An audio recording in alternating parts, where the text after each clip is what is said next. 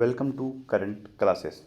आज है 30 अप्रैल। 30 अप्रैल से जुड़े जितने इंपॉर्टेंट करंट अफेयर्स होने वाले हैं हम इस वीडियो में डिस्कस करेंगे। वीडियो की जो पीडीएफ होगी वो हमारे टेलीग्राम चैनल में मिल जाएगा, जिसका लिंक वीडियो के डिस्क्रिप्शन बॉक्स में दिया गया है। तो चलिए शुरू करते हैं। अंतर्राष्ट्रीय नृत्य दिवस कब मनाया गया? तो यह मनाया गया कब? 29 अप्रैल को। अंतर्राष्ट्रीय नृत्य दिवस यूनेस्को की प्रदर्शनी कलाओं के लिए मुख्य भागीदारी अंतर्राष्ट्रीय रंगमंच संस्था आईटीआई की नृत्य समिति द्वारा की गई थी। भारत और भूटान के बीच छठी संयुक्त सीमा शुल्क समूह बैठक कहाँ आयोजित की गई? तो कहाँ हुई? यह हुई है भूटान की राजधानी थिम्पू। भूटान, तो ये रहा मैप में भूटान। भूटान कैपिटल क्या है? थिम्पू।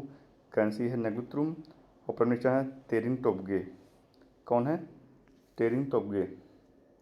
2024-25 प्रीमियर लीग खिताब किसने जीता? तो किसने जीता? यह जीता किसने? लिवरपूल ने। लिवरपूल ने टोटेनहम हॉटस्पर पर 5-1 की जीत के साथ अपना 20वां इंग्लिश लीग खिताब जीता, जिसमें 4 गेम शेष रहे प्रीमियर लीग खिताब सुरक्षित हो गया है। Ramanuja journey of great mathematicians नामक पुस्तक किसने लिखी? तो किसने लिखी?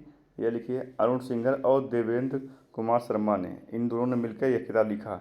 राष्ट्रीय अभिलेखागार और वाणी प्रकाशन के सहयोग से 30 अप्रैल 2025 को पुस्तक Ramanujan journey of a great mathematician का विमोचन किया गया। इस पुस्तक के लेखक अरुण सिंघल और देवेंद्र कुमार शर्मा हैं, जिन्होंने भारत के महान गणितज्ञ श्रीनिवासन रामानुजन के अद्भुत जीवन के विशद के गहराई से प्रस्तुत किया है। पी.एस. रमन के द्वारा लिखित पुस्तक Leo the untold story launch की गई। रक्षा मंत्री राजनाथ सिंह ने सशक्त भारत हिंदी पत्रिका को पहले संस्करण का अनावरण किया।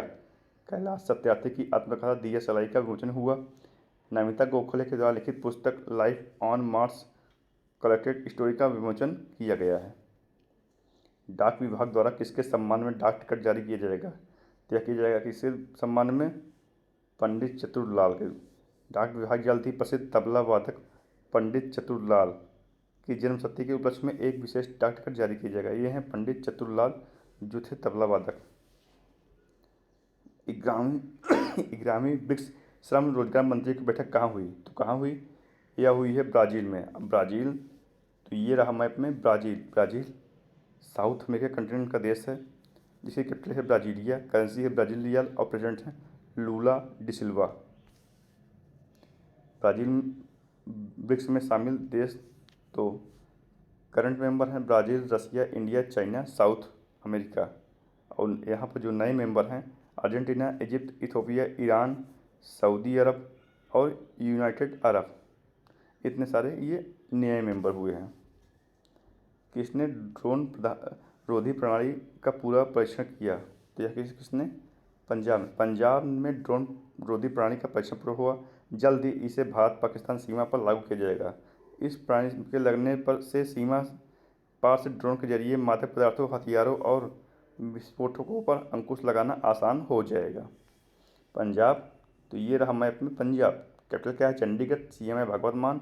गवर्नर है गुलाब चंद कटारिया। पंजाब सरकार ने पराली जलाने पर रोक लगाने के लिए 5,000 करोड़ की कार्य योजना की घोषणा की। पंजाब सरकार ने सभी स्कूलों में एनर्जी ड्रिंक्स पर प्रतिबंध लगाया, जिसमें विशेषकर स्टिंग्स एनर्जी को ध्यान रखते हुए किया गया है। पंजाब ने मध्य प्रदेश को हराकर 15वीं हॉकी इंडिया सीनियर पुरुष राष्ट्रीय चैंपियनशिप जीती। पंजाब अपनी विधानसभाओं में सांकेतिक भाषा शुरू करेगा। पंजाब की विधानसभा ने सर्च इंजन भी लॉन्च किया है। रामकृष्ण राव को किस राज्य का नया मुख्य सचिव नियुक्त किया गया? यह किया गया कहाँ? ये किए गए कहाँ? तेलंगाना में। अब तेलंगाना में किए गए हैं, तो ये रहा मैप में तेलंगाना। तेलंगाना कैपिटल क्या है? हैदराबाद। सीएम है रेवंत रेड्डी। गवर्नर है जिष्णु देव वर्मा।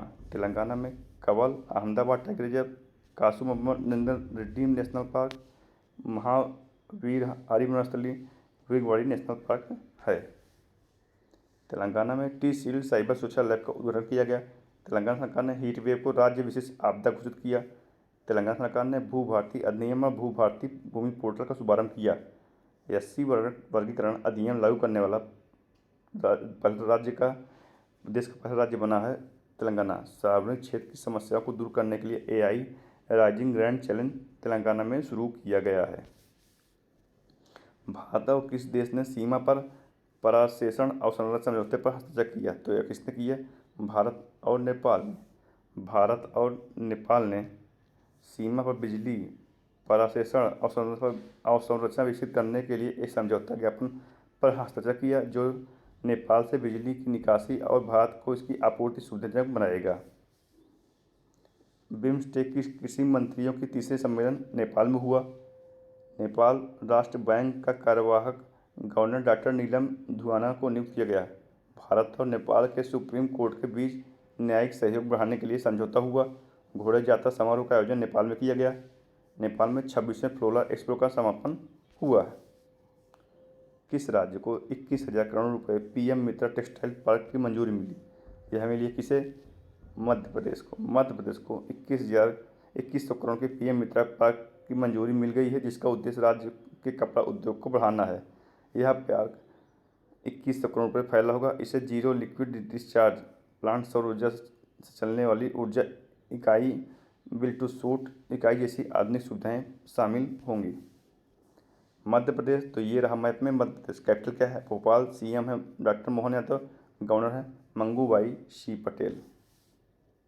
कोनो राष्ट्रीय उद्यान से 2 चीते प्रभास और पावक शिफ्ट कर गांधी सागर अभ्यारण्य छोड़े गए हैं। मध्य प्रदेश सरकार ने जिले में डॉक्टर भीमराव अंबेडकर नाम का एक नया वन्य जीव अभ्यारण्य घोषित किया।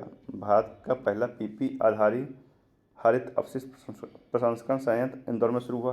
भारत का 58वां टाइगर रिजर्व मध्य प्रदेश में स्थापित किया गया है। आयुष मंत्रालय कहाँ राष्ट्रीय आयुष मिशन सम्मेलन घोषित किया गया करेगा? तो यह कहाँ करेगा? लोनावला। आयुष मंत्रालय ने 1 से 2 मई को महाराष्ट्र के लोनावला में राष्ट्रीय आयुष मिशन सम्मेलन आयोजित करेगा। किसने नई दिल्ली में ज्ञानपोर्ट सेवा की शुरुआत की घोषणा की? तो यह किसने की है?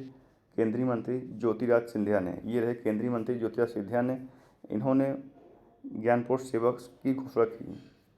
आज के वीडियो में इतना ही। जुड़े रहिए करंट से और डेली करंट अफेयर वीडियो पाते रहिए। धन्यवाद।